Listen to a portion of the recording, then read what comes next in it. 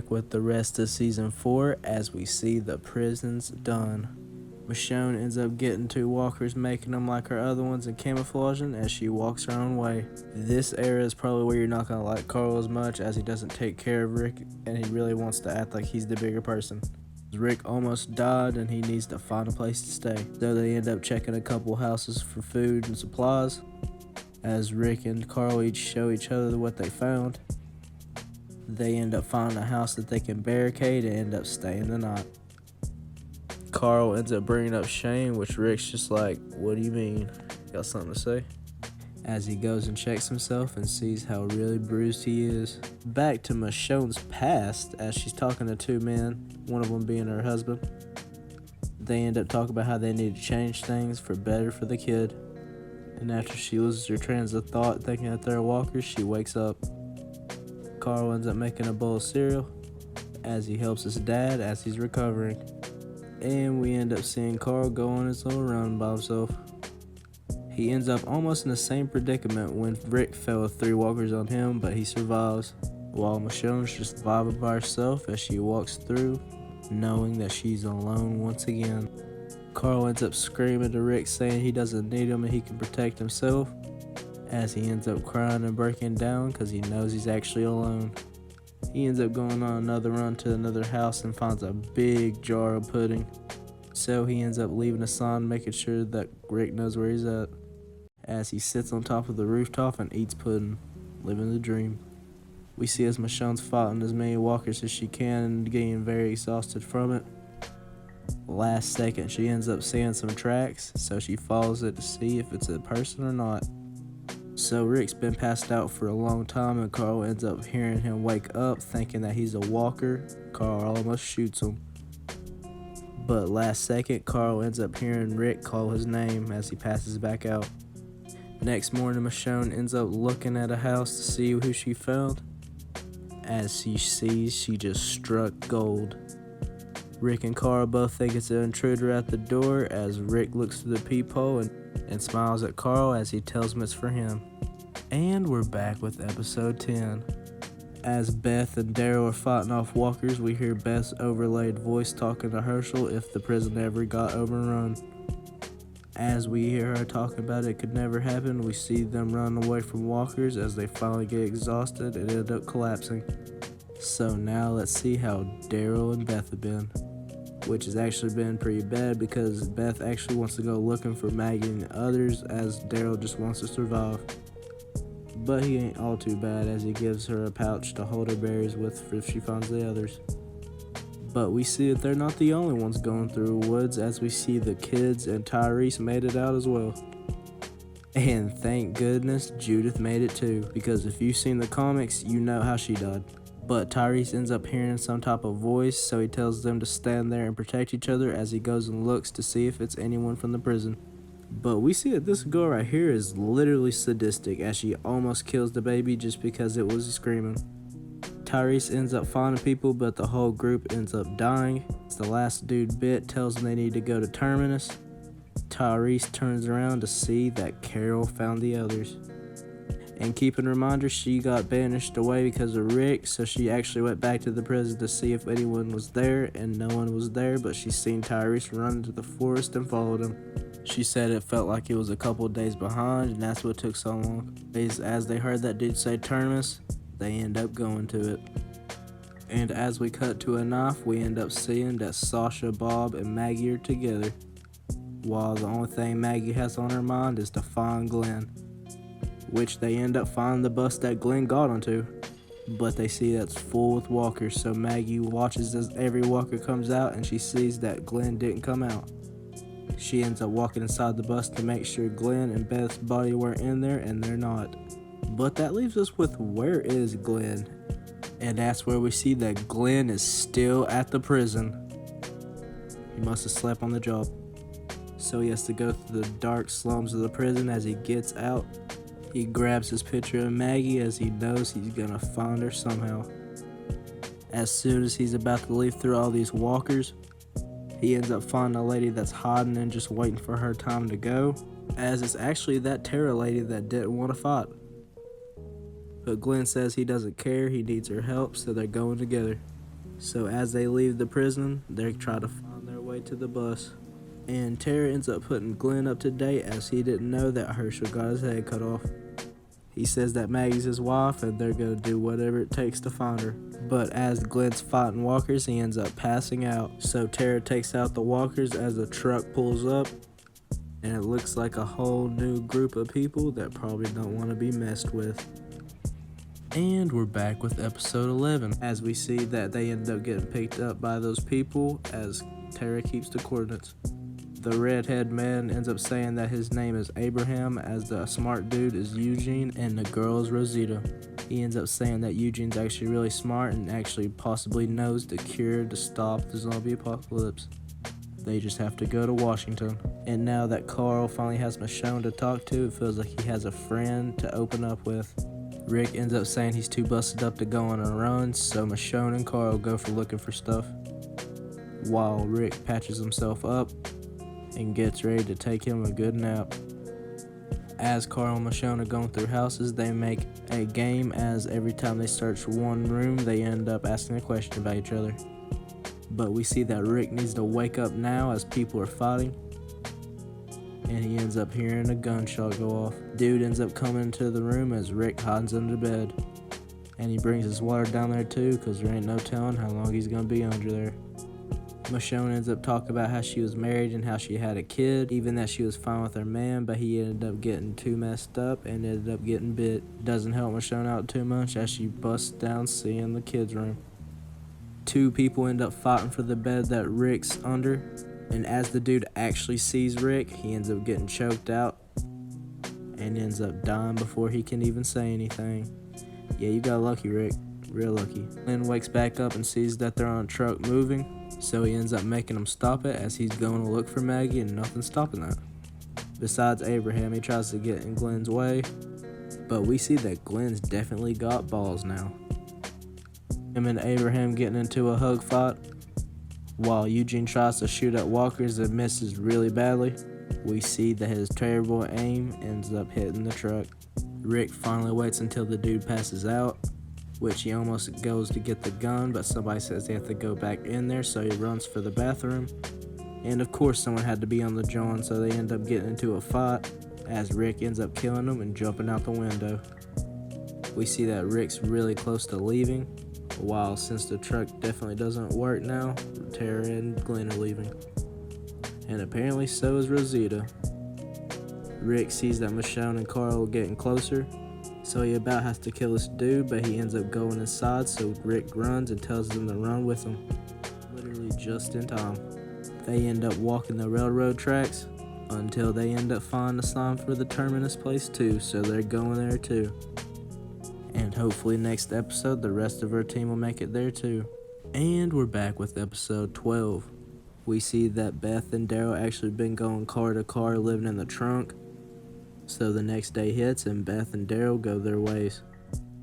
And from where Beth was in season 2, she's actually gotten extremely smart, starting her own fires, while you already know Daryl's hunting. They literally get into a fight as Beth says if they can't find Maggie and the others, that she at least wants to try her first drink. She ends up saying she's gonna go her own way even if he doesn't go. So of course Daryl has to get dragged on.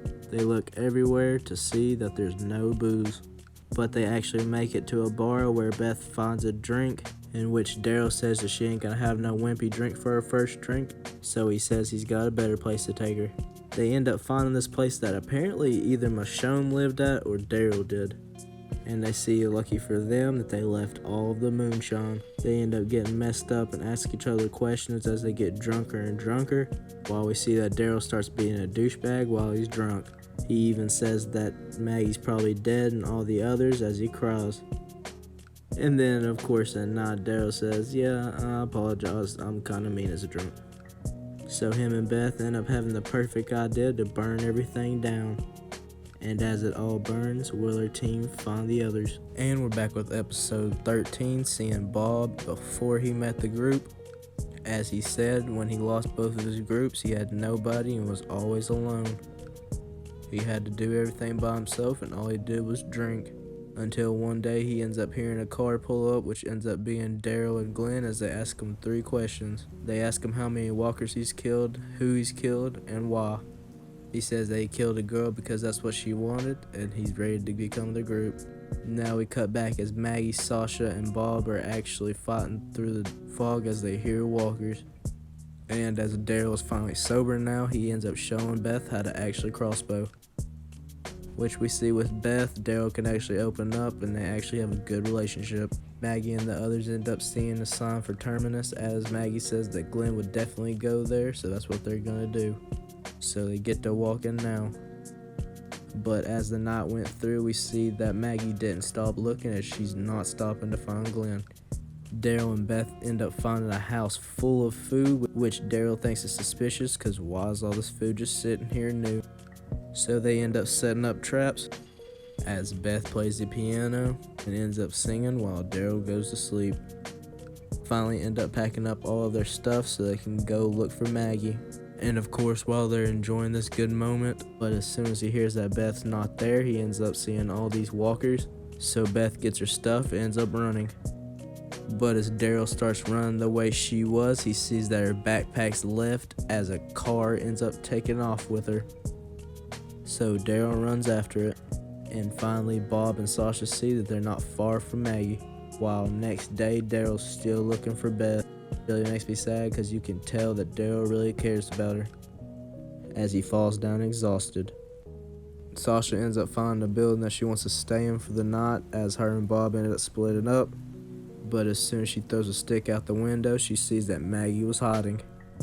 She tells Maggie that they can't split up anymore, but Maggie says that they have to go find Glenn or she's not doing anything. Talk about commitment. Daryl ends up getting rounded up by a gang of people, as the leaders say put their stuff down because they always wanted a crossbow man on their team. So it looks like Daryl's found his new crew. You see as Bob was walking, Maggie and Sasha finally regroup back with him as they're on their way to Terminus. We see that somebody else sees the sign, and it's Glenn. And we definitely know he's going to Terminus. And we're back with episode 14, coming back with Carol and the others. We see that Carol couldn't be happier with the communication that she has with her kids, as next morning they're going around looking to hunt. They end up finding the right medicine to put on Tyrese's bruise that he got at some point, as everyone gets walking towards Terminus. But they end up making a stop at a nice little house first. We see that the older girl tells her sister that walkers aren't really bad, they just don't know how to deal with their emotions. Until she almost dies to one. Look at her now. And why is she holding a baby like that? Anyways, Carol tells her she can't be out like that with Judith if she can't take care of her. That's when this girl says she misses her walker friends from the prison, as we see that everyone kind of wants to stay here, honestly. A walker almost approaches one of the girls as Carol kills it. She ends up getting so mad at Carol because she killed her only friend, as she ends up violently screaming at Carol. Like, what?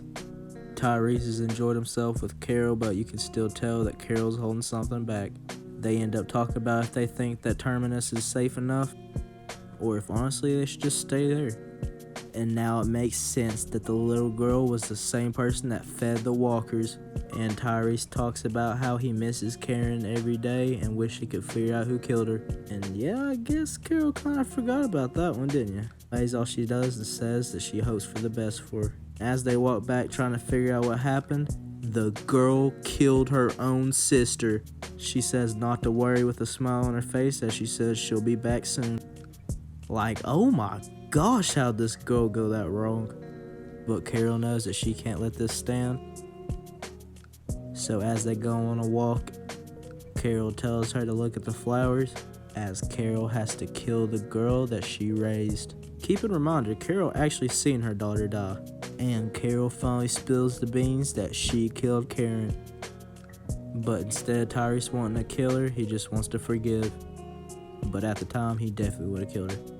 So they end up packing all their stuff up with Judith, and it looks like they're gonna make their way to Terminus too. And we're back with episode 15, starting off with Glenn going straight back to looking for Maggie. Abraham and Tara end up staying up as Abraham says he saw her staring at Rosita and he knows that she's not straight, which is perfectly fine. Next morning, as everyone's walking the railroad tracks, that's where Glenn sees a sign. And he finally knows where Maggie's at.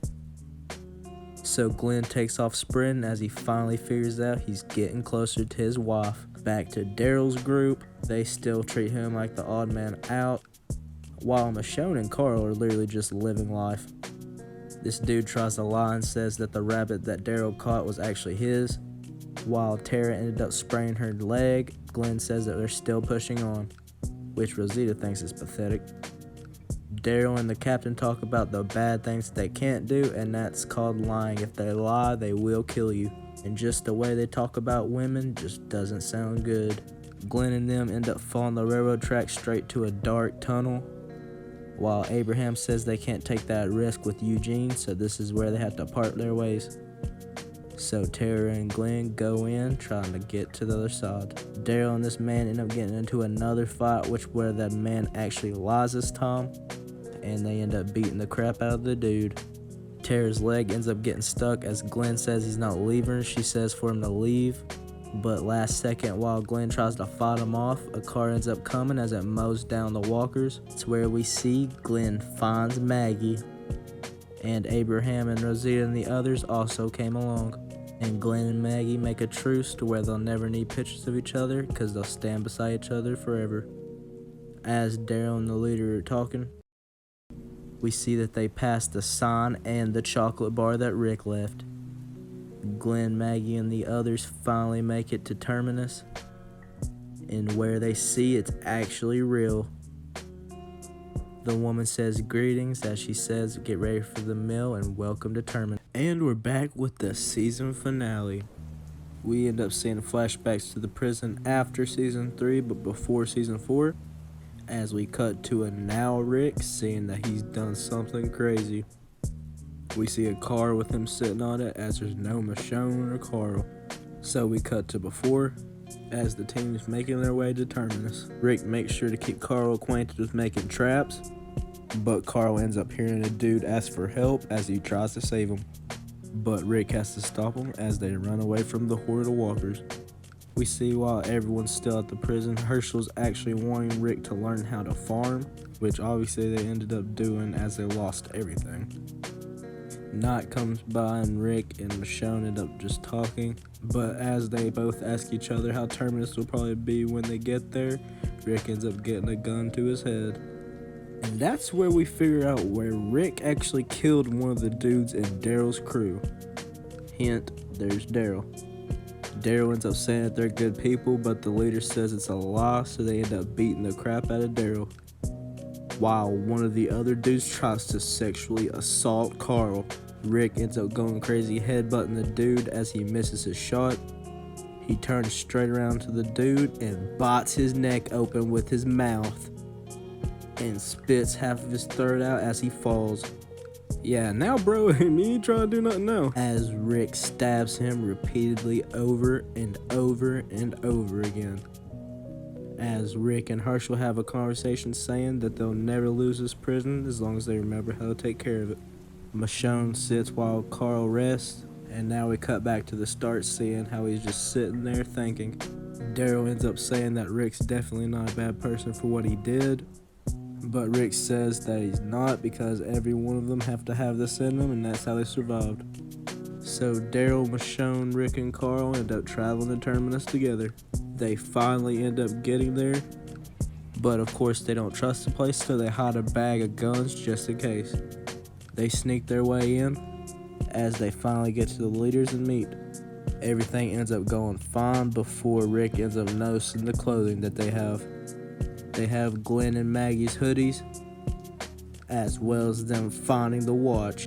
So Rick ends up holding the dude at gunpoint as he asks where he got all the stuff. They end up getting into a shootout as we see they're not aiming for them though. They keep trying to make their way out, but every door ends up being locked. But as soon as they end up running for the gates, they end up getting ambushed. They make them one by one get into the crates, but while Rick tells them not to panic, they hear a familiar voice. It's Glenn.